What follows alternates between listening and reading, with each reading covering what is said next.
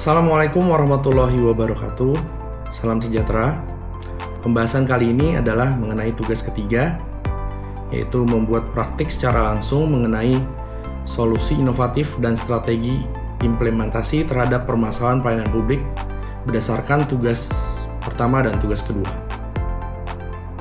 Latar belakang permasalahan yang kita ulas sesuai dengan tugas satu dan kedua adalah bagaimana pengurusan surat keterangan ahli waris melalui PTSP yang ada di Kecamatan Kembangan, Kelurahan Muria Utara. Dalam prosesnya, ada kendala-kendala yang dialami oleh saya sebagai masyarakat yang mengalami langsung dan betapa rumit dan sulitnya pengurusan surat keterangan ahli waris karena melibatkan berbagai pintu dan berbagai atap yang seharusnya PTSP itu hanya satu pintu, tapi pada kenyataannya kita harus dihadapkan beberapa atap dan beberapa pintu. Persyaratan yang harus dipenuhi sebelum kita mengurus surat adalah sebagai berikut ini. Ada 8 persyaratan, dari mulai surat pengantar keterangan dari RT RW, lalu juga ada fotokopi KTP KK untuk dari ahli waris, dan ada 8 persyaratan yang harus dipenuhi, dilengkapi dalam 2 rangkap, lalu kita store dan nanti pejabat di kelurahan akan meng-ACC, lalu kita ke kecamatan untuk pengesahan kembali, yang mana itu akan memakan waktu yang lumayan lama dan mengalami proses yang banyak pintunya.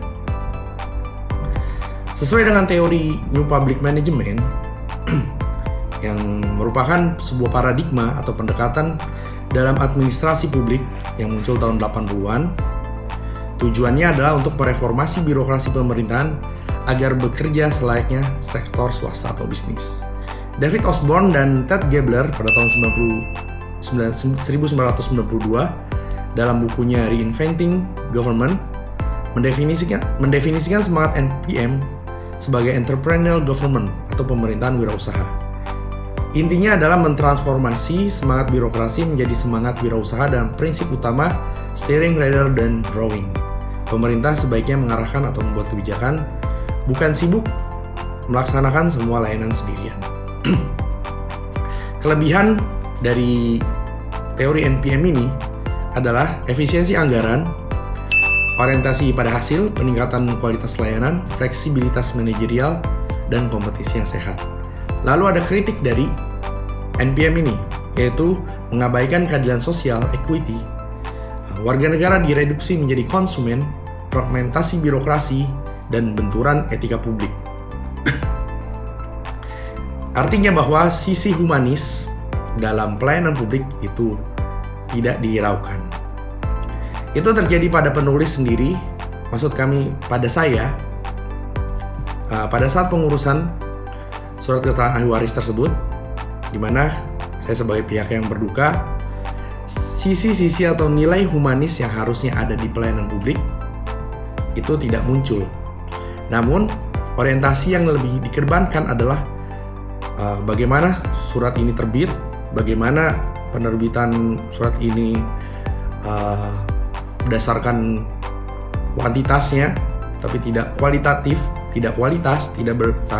kualitasnya tidak begitu bagus karena tidak menyentuh sisi humanis dari masyarakat.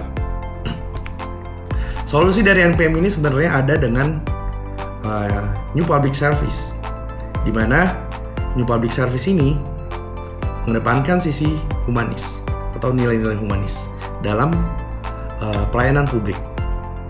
Untuk itu menjadi PR bagi kecamatan atau kelurahan yang ada PTSP-nya di seluruh Indonesia, tidak hanya di Jakarta ataupun Kecamatan Kembangan, untuk mengedepankan nilai-nilai humanis dalam pelayanan publik agar masyarakat dapat dapat menilai sisi empati yang ada pada pelayan publik tersebut. Sebagai penutup, saya ucapkan terima kasih kepada Ibu Ade Uswatun Hasanah SIP MSI sebagai tutor dan juga dosen dengan mata kuliah Manajemen Pelayanan Publik. Semoga ilmu yang telah disampaikan oleh Ibu Ade menjadi amal jariah. Wassalamualaikum warahmatullahi wabarakatuh.